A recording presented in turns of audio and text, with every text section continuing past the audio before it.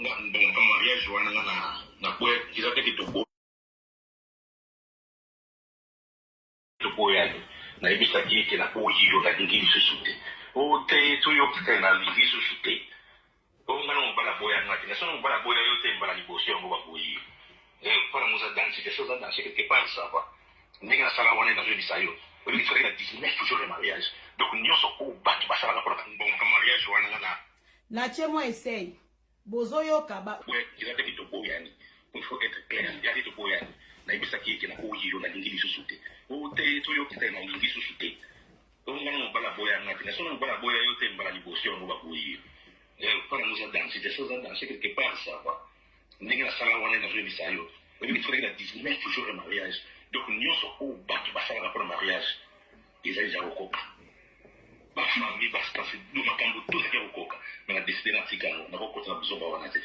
na ko famille na ba holding na te ke mo so za nai bazo findi des sanitaires à niveau wana parce que mo so na na famille ndeni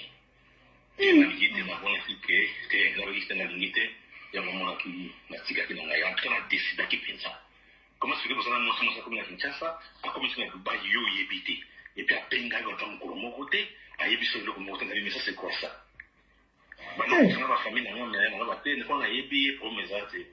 na mona ka bien te bo ça ki na ba de la mo fina papa il dit tout le parole sur la zone ba na yebi na yebi que c'est elle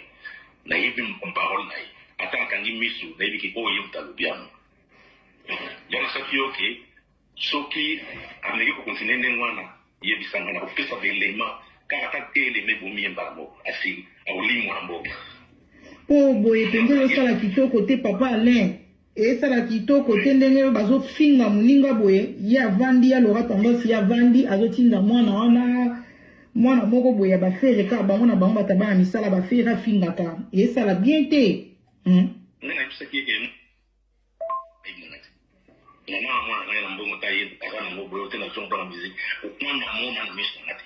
na iba ta $100 na iba ta 50 na iba ngati non mona te mais ce qu'on a pour ça là musala comme aux na salaire pour ça qui est le comme musala aux gens comme on pourrait les bani on a poto salement formation jota musala comme ça non bon si on a dit le rat tendance na wana ndenge ba pesa ko mbona abundela ba faire afta elote peut-être mon tayi bien na ebite na so le côté le problème na yeza wana les gens qui ba futa et ça va à côté kana milieu wana kaka mo matolo voilà moi c'est un mot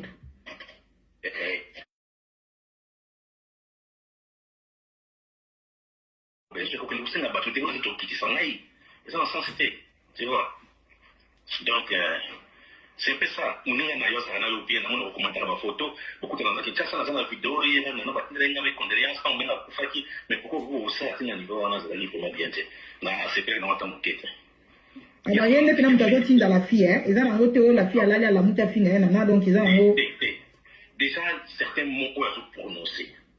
certains mots qu'on a prononcé ngana yebi ki eza mamo il faut faire na muto mais na muto so ko bi kampunga ke muto mutalo bi ngana yebi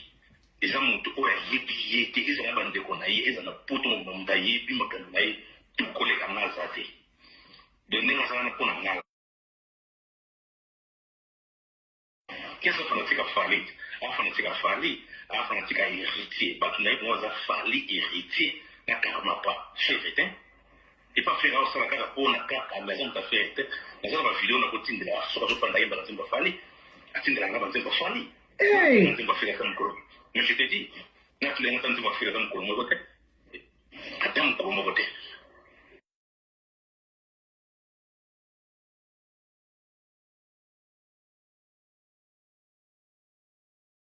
zawana mona yeke alingi yango mena eza kana musala moko boto mona ko lingi yango mena motema na ngano na conflit ngano na mona yete azo ibanze ba fere kaka tama koti ma communication fere ils sont des héritiers asan kai ma fa héritier kofi fali surtout wana ta go tindela yo mobali ne ba bloko net na privé tango zalaki voilà ndeke zali to bloka bolingo ba nzoma bolingo amu ba fa ke fali héritier na fere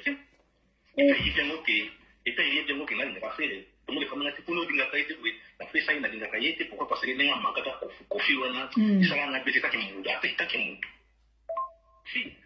Bande konanga, Laura Tendance azali wario révoluteur. Donc aza fanatique ya Fally Ipupa. Mais batongo binga zo finga Fally mais sala neto zoboya bongo simozo senga. Eko sala rien. Boy ko bande nga lobie. Azara na wario, na privé azara ka wario. Tanga azala ki na papa le masola bolingo na papa le. Abano tim de la Fally ka aoti na papa le me biloko ka ya Fally. Sala neto zoboya bongo simozo pesa. Laura Tendance azara no wario. Donc bande ko na bo mona to zaka na rando ya jalousie. Pour moninga na ye, moi si ya papa Eli Badiata, 15 ans, aliaka kake loro moko, etolomo moko, aliaka magoda moko, soka liango yako tumba, yako ita, yako kalinga, ya lituma, ka ye, jalousie, bon kontoyo ka di solo, papa azana douceur moko, Laura Tendance, papa azana douceur, oyo ka neto sola na papa, le goût de ça, o mobali no, soko tche tembe, o te, mobali na nga te, numéro papa banina, plus 44 et soukina 417 numéro papa là et soukina 3 chiffres 417 na souka to leka faire n'existe pas c'est confiance fait il faut aussi finir tout ça la limite et donc on ko lo banaye ko lo banaye voilà alors on a théo de la tête il s'agit de vidéos faire atteindre la beauté pour il a boyer beau frère boy na boy si c'est quand bien la prison.